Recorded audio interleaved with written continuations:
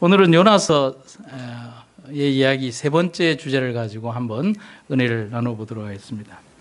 여러분이 성경을 통해서 딱 보시면은 요나서는 4개의 장으로 구성이 되어 있는 짧은 책입니다. 그래서 성경을 통해서 배우기도 좋고 교훈도 굉장히 명확한 책입니다.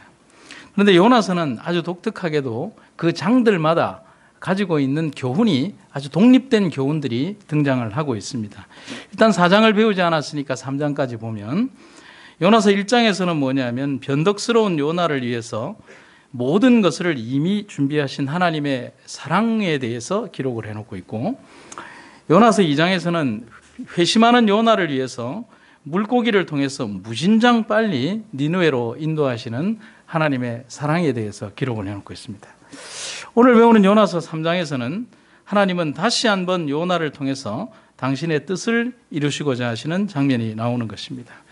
그래서 요나서 전체 이야기를 이렇게 뭉뚱그려 보면 요나를 대하시는 하나님의 모습이 등장을 하는데, 사랑이 아니라면 지금의 요나는 존재할 수 없다는 그 사실이 요나서 전체를 흐르고 있는 가장 중요한 기별이다라고 하는 것입니다. 사랑이 아니면 그를 회복시키기 위하여 어떤 것도 할 필요가 없는 것입니다. 사랑하기 때문에 그에 대한 집착을 하고, 사랑하기 때문에 변심해가는 그 사람에게 대해서 끝까지 쫓아가서 그를 쓰시고자 하는 하나님의 섭리하는 사랑을 보게 되는 것입니다. 성경에 보면 그런 내용들이 굉장히 많이 등장을 하고 있죠. 신명기 23장 5절에 보면 여호와께서 너를 뭐 하심으로? 사랑하심으로 그 저주를 변하여 복이 되게 하셨다 했습니다.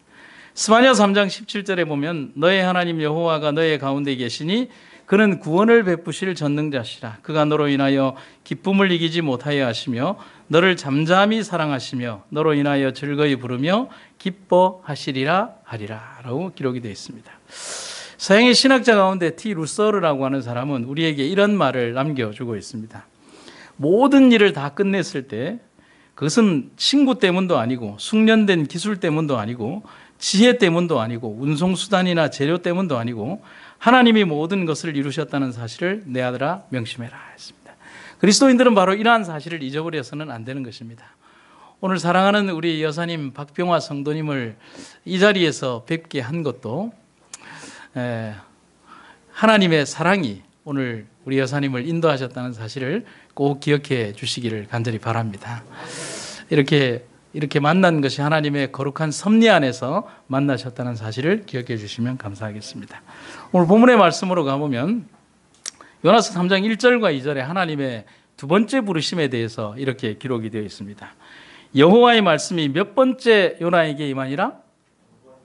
두 번째 요나에게 임하니라. 이르시되 일어나 저 큰 성읍 니느웨로 가서 내가 너에게 명한 바를 그들에게 선포하라 하신지라. 이렇게 기록이 되어 있습니다. 요나서 3장의 주제를 줄여서 굳이 표현하라고 한다면 회복과 재신임이라고 하는 표현을 쓸 수가 있습니다. 하나님은 물고기 뱃속에서 나와서 니느웨 해변에 다다른 요나에게 다시 한 번 더 말씀하고 계십니다. 그래서 요나서 3장에는 두 번째라는 말이 등장을 하고요, 다시라는 말이 등장하고 그 다음에 그에게 다시 말씀하시는 하나님의 이야기가 등장을 합니다. 근데 여러분 그거 아십니까? 이 지금 요나에게 전하라고 하는 그 말은 요나가 전혀 모르는 말이 아닙니다. 무슨 말이죠? 물고기 뱃속에 들어가기 3일 전에 하나님께서 하셨던 그 말씀이죠. 불과 며칠 전 자신을 향해서 말씀하셨던 그 사명에 대한 재위촉이 바로 지금 하시는 말씀이라는 사실입니다. 이것은 요나가 상실한 선지자직을 하나님께서 다시 회복시켜 주셨음을 뜻하는 것입니다.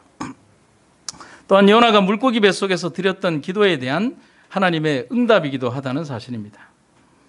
하나님께서 자신의 명령을 거역했던 요나의 선지자직을 다시 회복시키시고 사명을 다시 맡기신 것은 바로 택하신 백성에 대한 하나님의 변함없는 지속적인 사랑을 보여주는 것입니다. 그래서 하나님께서는 사람을 대하실 때, 누군가를 부르실 때 그 사람의 실수나 혹은 반복되는 허물에 대하여 그 허물을 보시는 것이 아니라 끊임없는 용서와 재위촉이 이루어진다는 사실이죠.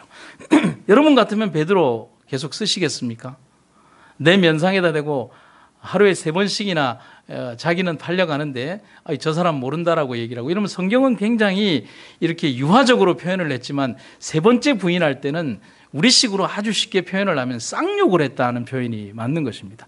저주했다, 예수님을 부정했다. 그 다음에 그런 표현들 속에는 아주 거친 말과 욕이 더불어져서 그 예수 존재 자체에 대한, 왜냐하면 어떻게 자기가 살기 위해서는 예수님을 버려야 했던. 그런데 예수님께서는 뭐냐면 그 밤이 지나고 그를 위하여 다시 뭐 하십니까? 그 갈릴리 해변가에서 이 물고기를 굽고 그들을 위하여 다시 부르시는 제위촉의 장면이 성경에 등장하는 것이죠. 그래서 요나서의 이야기는 그때 당시에 요나의 한 이야기로 끝나는 것이 아니라 끊임없이 반복되는 우리들의 삶과 함께 공존하고 있고요, 우리들에게도 다시 재위촉되는 하나님의 섭리적 사랑을 보여준다는 사실입니다. 그래서 요나서 3장 2절에 보면 그들에게 선포하라. 일어나 저 큰 성읍 니느웨로 가서 내가 너에게 명한 바를 그들에게 선포하라 하신지라 라고 기록이 되어 있습니다. 여러분, 여기에 무엇을 전하라는 말씀이 있습니까? 내용이 없죠. 왜 그럴까요?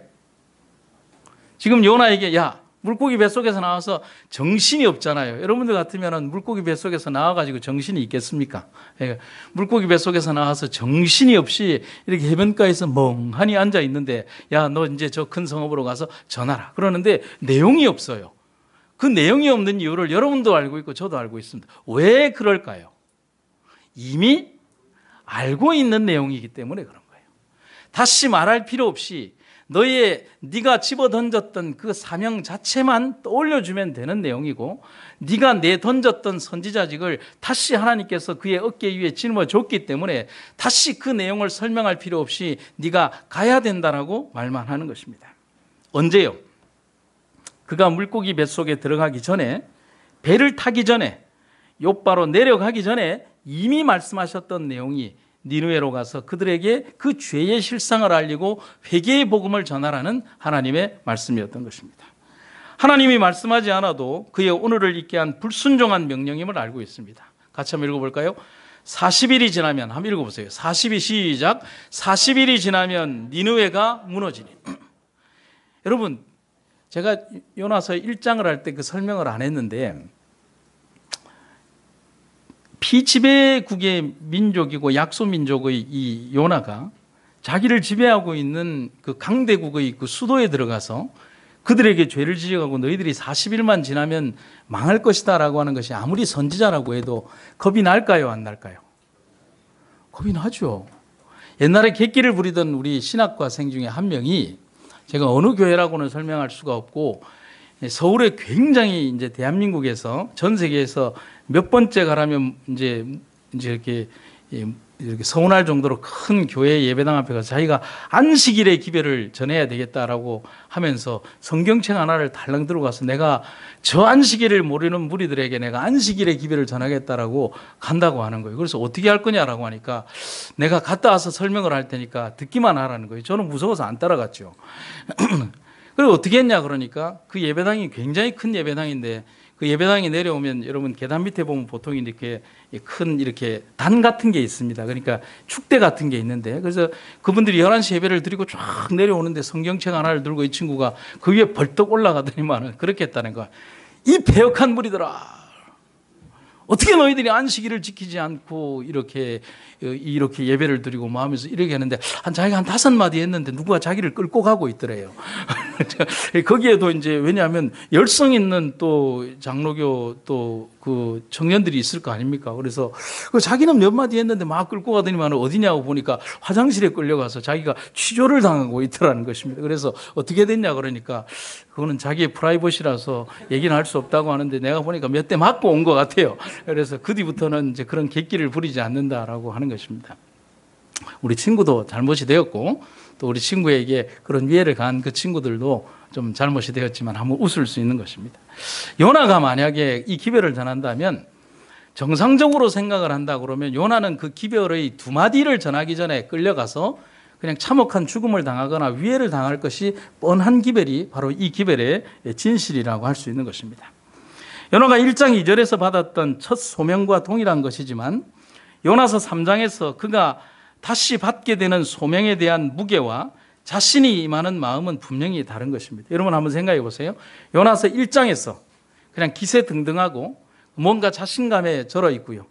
자기의 믿음의 연약성은 보지 않고 사람들이 선지자라고 얘기하는 선생님 얘기해 주던 그런 어떤 자신만만했던 요나가 하나님으로부터 사명을 받을 때에 기분 나쁘고 하나님에 대해서 이렇게 생각했던 요나와 지금 사흘이 지난 지금 시점에 와서 죽을 고비를 넘기고, 아니 죽음의 현장을 넘어와서 물고기 뱃속에서 툭 튀어나와서 그 사흘간의 긴 죽음과도 같은 여정을 지나고 난 다음에 요나와 같은 사람일까요?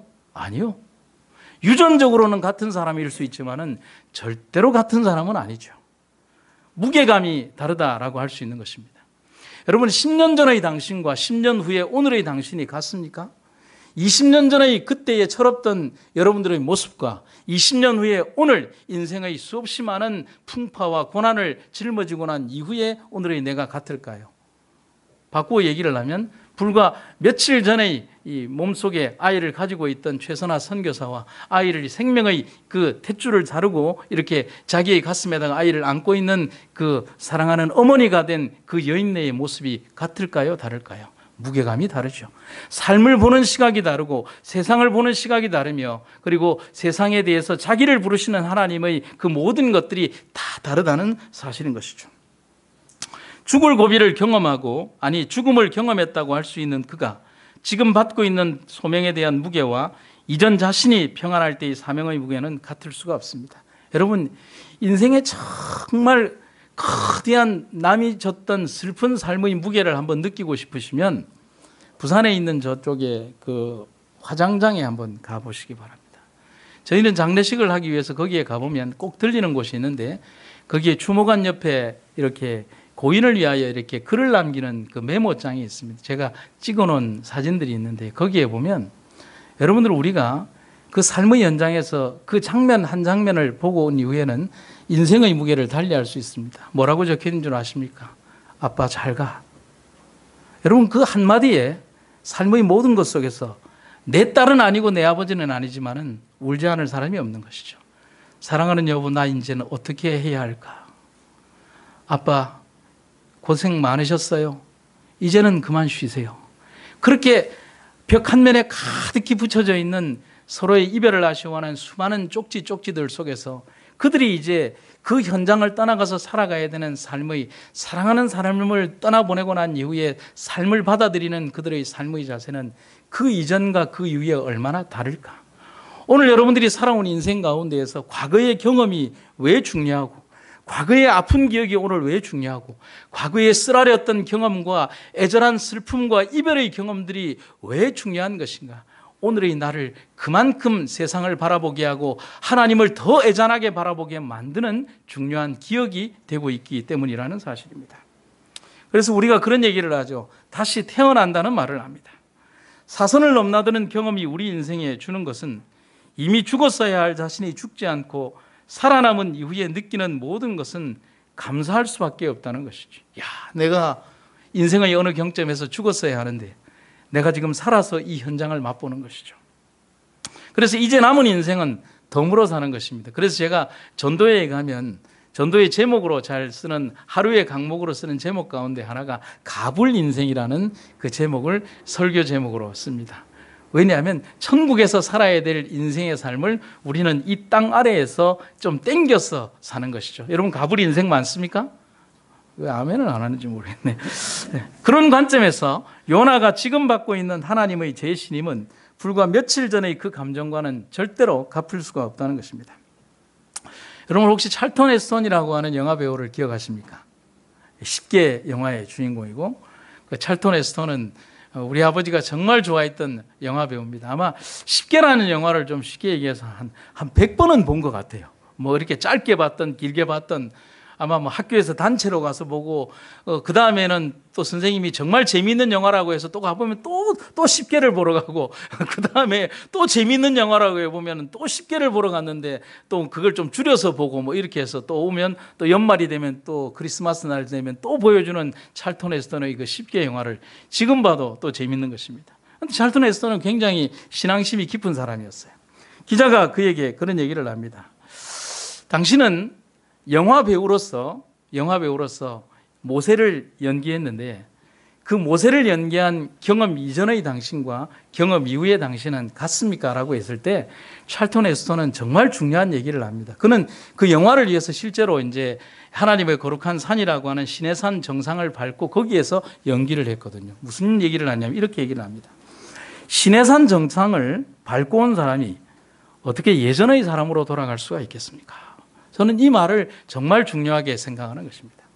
오늘 우리들의 삶에서 내가 하나님을 정말 진실하게 경험했다면 그 이전의 나와는 분명히 구별된 삶을 우리는 살아갈 수가 있다는 사실인 것입니다. 여러분들 예배당 문을 열고 들어올 때 그냥 열고 들어오십니까? 얼마나 거룩한 장소임을 여러분 기억하시기를 바랍니다.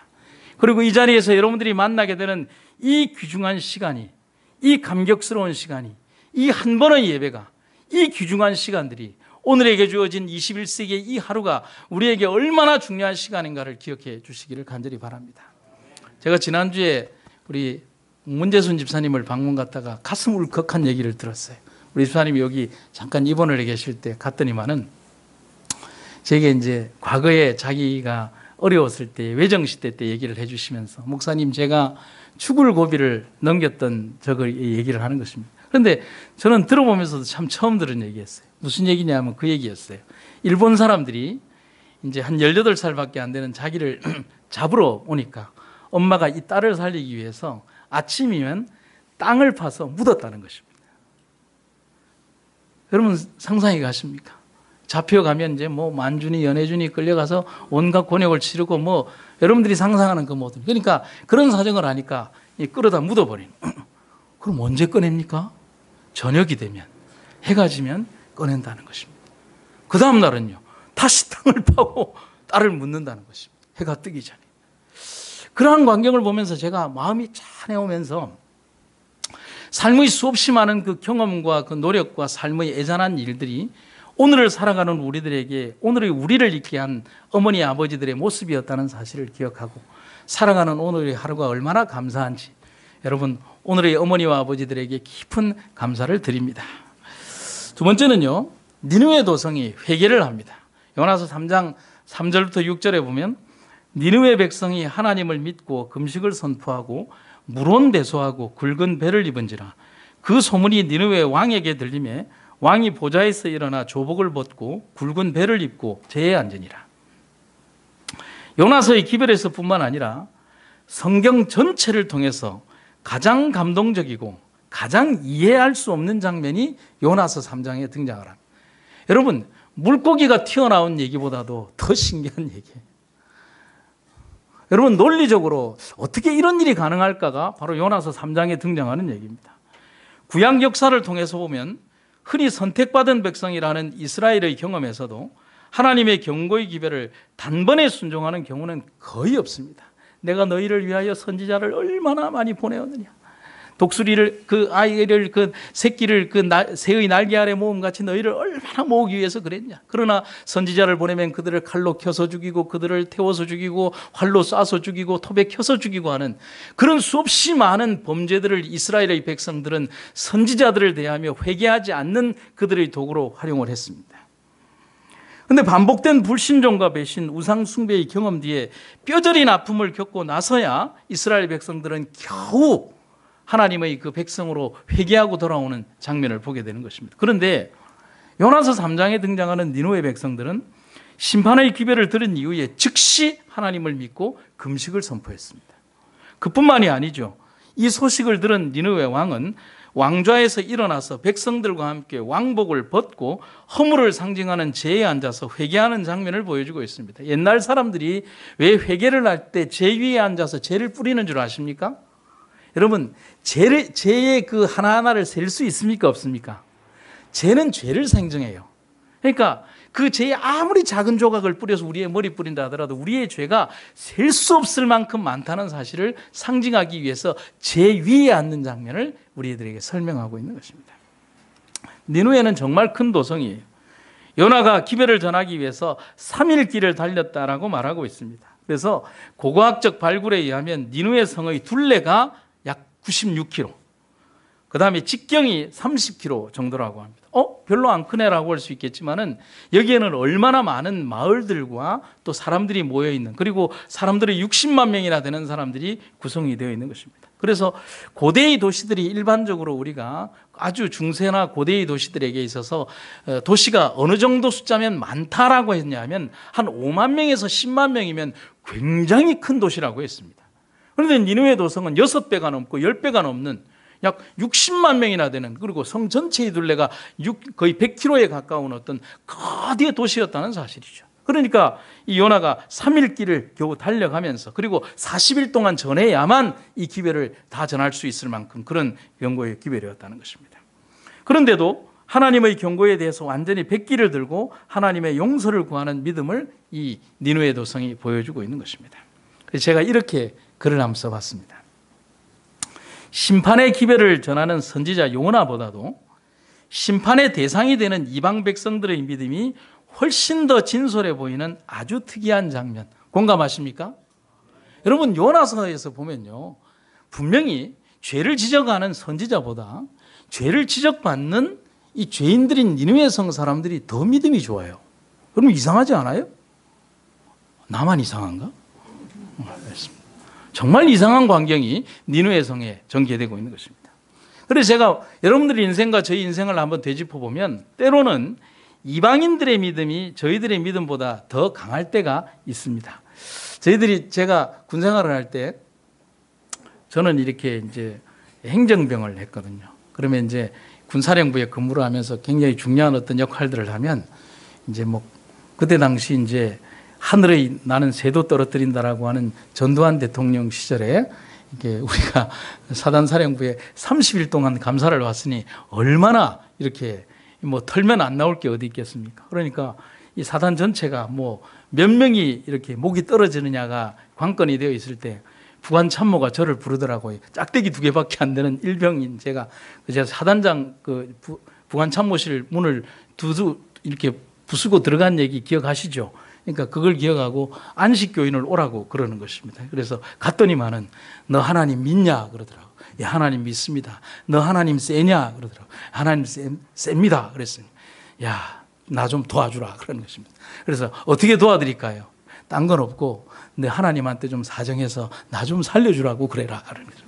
그래서 어떻게 할까요? 너는 앞으로 오후에 이 지금 사단사령부의 전체 검열을 받고 있는 그 기간 동안에 너는 오후에 업무를 보지 말고 교회를 가라 그런 것입니다. 그래서 저는 외부에 이제 그 위병소를 지나서 교회에 가서 이제 열심히 이제 기도를 하고 그 다음에 복귀할 때는요 튀김집 들러서 튀김만 좀 사와라 그러는 것입니다. 이 사병들이 고생을 하고 있어요.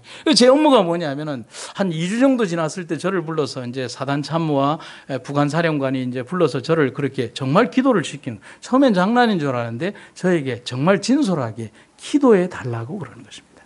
그래서 제가 교회에 가서 우리 목사님에게 알리고 기도를 하고 그렇게 하면서 기도를 하고 그다음에 들어올 때는 시장에 들러서 이제 튀김을 사서 이렇게 들고 들어가서 하는 그 일을 한 2주 동안 했습니다. 어떤 결과가 벌어졌냐면 물론 이분들의 어떤 허물들을 물리적으로 뒤덮고 하는 이런 내용들에 대해서는 잘 모릅니다. 그러나 정말 그때 하나님께서 도와주셔서 우리 부관 참모장이 대통령 표창을 받고 우리 사단사령부가 아무런 문제 없이 넘어가게 되고 그 일로 인해서 저도 제대하는 그 순간까지 안식교가 안심교가 되어서 이렇게 되어갔던 것입니다. 그래서 제가 제대할 때 부관 참모장이 저를 부르더니만은 야, 안식교, 예, 너희 하나님 참 세구나라고 얘기를 하면서 너 제대할 때 그냥 가면 어떻게 하느냐?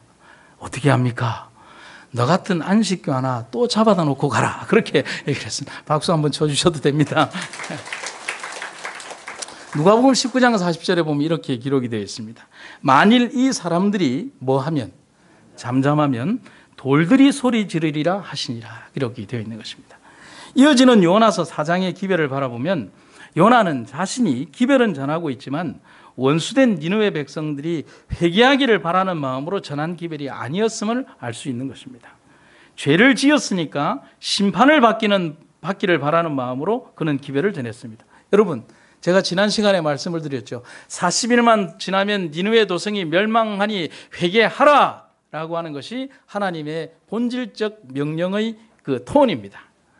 그런데 요나는 어떻게 전하냐면 40일만 지나면 니느웨 도성이 멸망하니 죽어라! 하는 것이 그 니느웨를 바라보는 요나의 음성입니다. 지금 제 앞쪽의 톤과 뒤쪽의 톤이 같습니까? 다릅니까? 그러니까 살아야 한다라고 하는 것이 하나님의 기별이라면 어떻게든지 너희는 발버둥 쳐봐야 죽을 거다라고 하는 것이 바로 니느웨를 바라보는 요나의 기별이라는 사실이었던 거죠. 여러분, 하나님의 기별 속에는 심판이나 징벌이 목적이 아니라 여러분 하나님의 진심을 생각해야 돼요. 회개케 하시는 것이 하나님의 진정한 목적임을 여러분과 제가 기억하시기를 간절히 바랍니다. 여러분, 하나님의 진심을 우리가 기억하시기를 간절히 바랍니다. 오늘 우리들의 삶 속에서 정말 우리의 주님께서 오늘 우리에게 기도하게 하시고 우리를 통하여 원하시는 그 하나님의 진심, 오늘 우리를 살리고 하시는 하나님의 그 기별에 대하여 우리에게 주신 수없이 많은 예언의 시간의 그 기별과 하나님의 건강 기별과 그 모든 것들을 다른 사람들에게 잣대를 정하고 다른 사람을 치고 다른 사람을 평가하고 다른 사람을 신앙적으로 난도질하기 위해서 사용하는 잘못된 우리의 신앙적 습성에서 벗어나야 하는 것입니다. 기별은 살리는 기별이에요. 죽이는 게 아니잖아요. 우리는 여태껏 얼마나 잘못 살아왔음을 여러분과 우리가 기억하시게 되기를 간절히 바라는 것입니다. 그래서 요나의 기별은 뭐냐면 40일만 지나면 니느웨가 무너지리라 라고 하는 것입니다.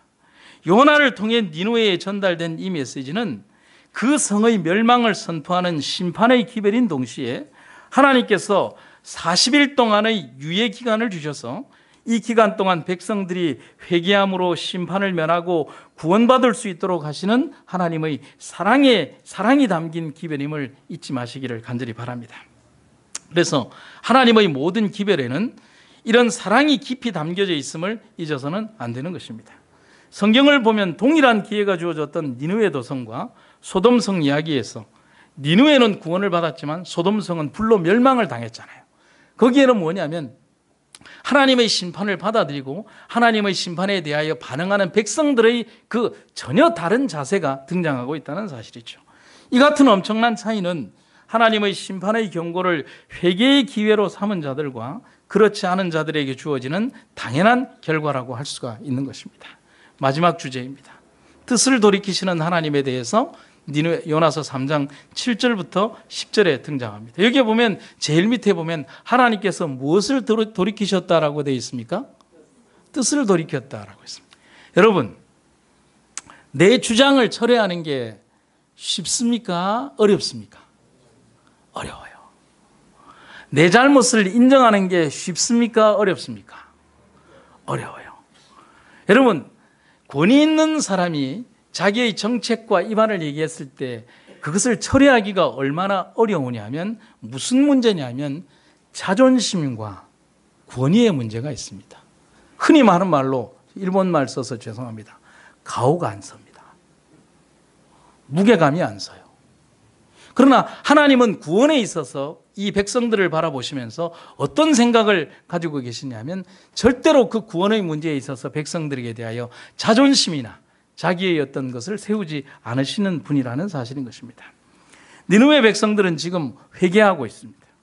하나님의 존재를 인정하고 그분의 능력을 두려워하고 하나님의 심판을 소돔성 백성들처럼 농담으로 여기지 않고 선지자를 능멸하지도 않고 오직 회개의 기도를 백성들로부터 왕에게 이르기까지 베옷을 입고 금식하며 기도하고 있습니다.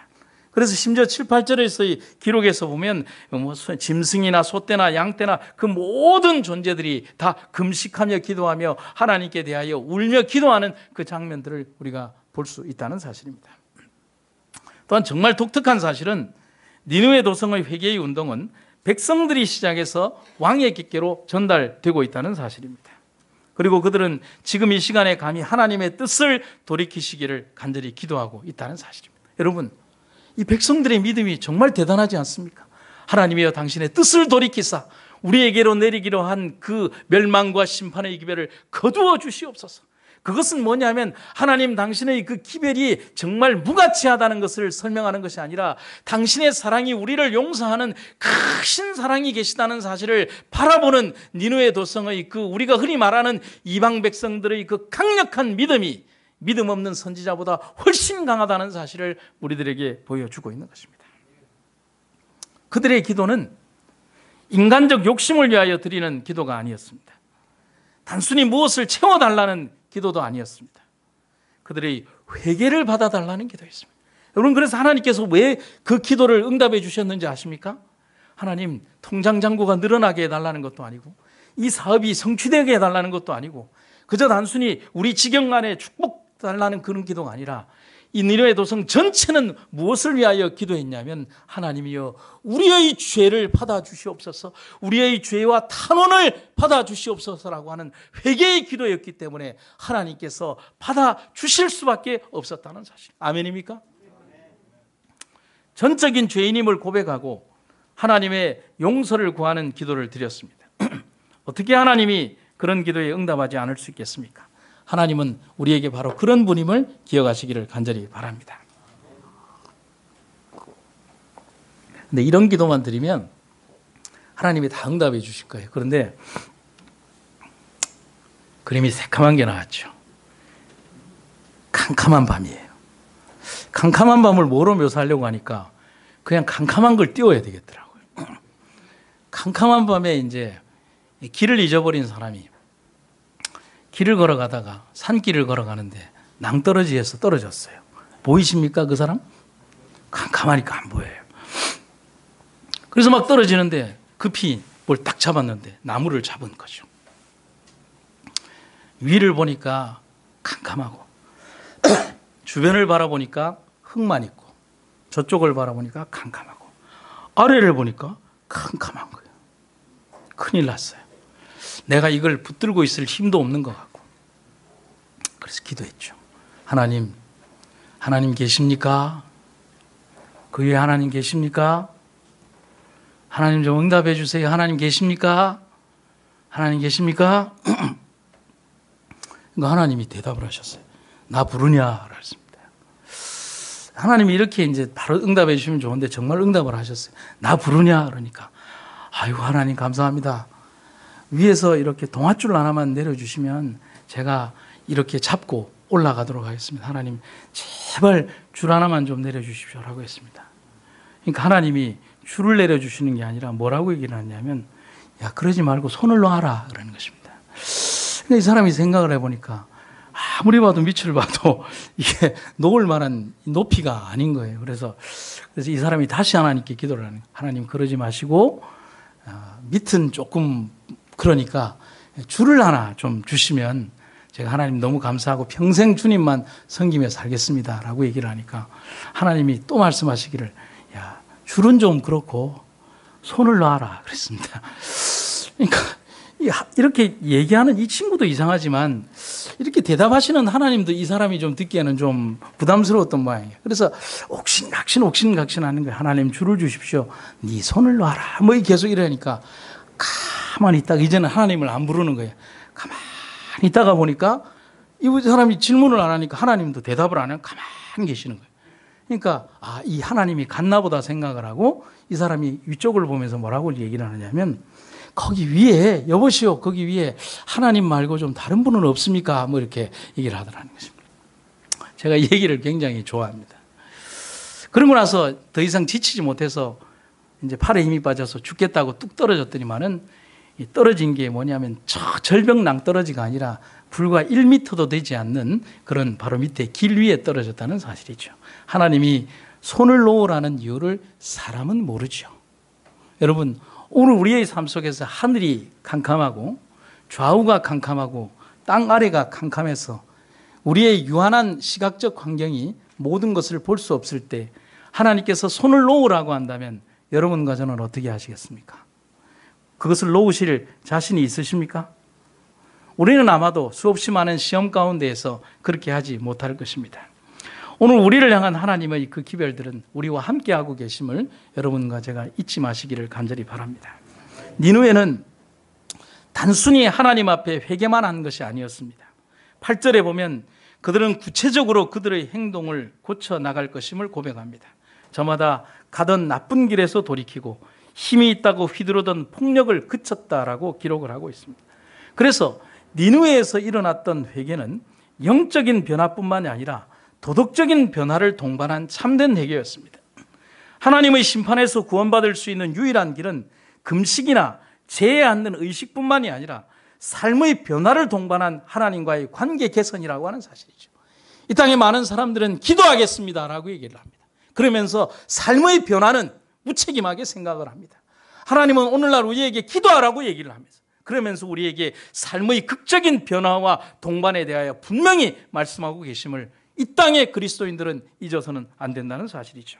오늘날 하나님께서 니느웨 도성에 대한 뜻을 변경하신 그 이유를 여러분과 제가 기억하시기를 간절히 바랍니다.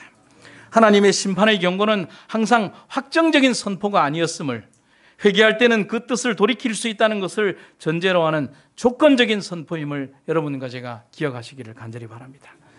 뜻을 돌이키시는 하나님, 아니 그 뜻마저도 철회하시고 우리를 구원하시기 위하여 하나님의 거룩한 계획마저도 포기하실 수 있는 사랑이 그분 앞에 있음을 저는 이 하나님을 너무나 사랑합니다. 제가 마지막으로 한 글을 읽어드리고 말씀을 마치도록 하겠습니다. 1809년부터 1860년까지 이 위대한 삶을 살았던 링컨 대통령이 남북전쟁이 중반으로 접어들어서 가장 치열했던 전쟁터인 1863년 4월 31일 목요일을 국가적인 금식 기도의 날로 정하자는 연설문을 작성을 했습니다. 너무 괴로웠어요. 왜냐하면 그가 비록 노예의 왕이라고 하는 정말 원대한 목표를 가지고 일으킨 전쟁이었지만은 너무나 많은 남과 북의 젊은이들이 그 총칼 아래에서 이념의 문제 때문에 죽어가는 사실을 보며 링컨은 너무 괴로웠어요. 그리고 이 전쟁이 빨리 끝나기를 바라면서 오늘날의 우리가 얼마나 회개하지 못한 것이 있는 것은 아닌가를 생각하며 하나님 앞에 드렸던 그 연설문의 기도를 읽어드리도록 하겠습니다. 하나님, 이것은 비단 하나님의 지배 아래에 있는 그리스도인들 뿐만 아니라 우리 온 국민의 의무입니다.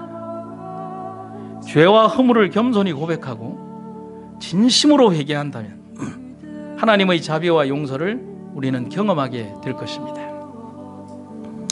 지금 우리나라를 황폐케 하는 이 남북전쟁의 참화는 우리의 염치 없는 죄에 대한 형벌일 뿐만 아니라 국가적인 개혁이 필요하다는 징조일지도 모릅니다. 우리는 지금껏 하늘의 혜택을 누려만 왔습니다. 그동안 우리는 계속된 성공에 도취되어 아무런 부족도 느끼지 않을 정도로 오만해졌고 우리를 만드신 하나님께 기도조차 하지 않을 정도로 교만해져 있었습니다. 하나님, 그리고 백성들에게 이제 금식하며 회개합시다. 둘로 나눠져 고통받고 있는 나라를 위해 다시 한번 하나님의 용서와 자비를 구하는 기도를 드립시다. 이게 링컨 대통령의 연설문의 요지였습니다. 여러분, 하나님께서 이 링컨 대통령의 기도를 들어주시지 않으셨겠습니까? 여러분, 우리 삶에 기도합시다. 내 뜻이 아닌 하나님의 뜻을 위해서 우리에게 당면한 니느웨 도성의 경고의 기별이 문자 그대로 결과가 되는 것이 아니라 숨겨진 하나님의 뜻이 이루어지도록 회개하고 기도합시다. 여러분, 하나님의 뜻은, 하나님의 진심은 우리를 살리는 것입니다. 다른 어떤 목적도 하나님의 뜻을 가리울 수 없습니다. 예수님은 바로 우리 인간을 살리시고자 하는 당신의 뜻을 이루시기 위해서 가장 위대한 당신의 자리마저도 버리셨습니다. 우리도 그분의 앞으로 나가야 합니다. 우리 인간을 향한 저주의 형벌을 당신이 받으신 그 현장으로 가서 우리를 위하여 가장 거룩한 희생을 하신 그분 앞에 가서 오늘 우리에게 주어진 가장 강력한 사랑의 그 기별을 받아들이고 우리를 향한 니느웨 도성을 향한 하나님의 철회의 기별 앞에 가슴 두드리며 감사하는 그런 아름다운 시간들이 되기를 간절히 바랍니다. 말씀하시겠습니다.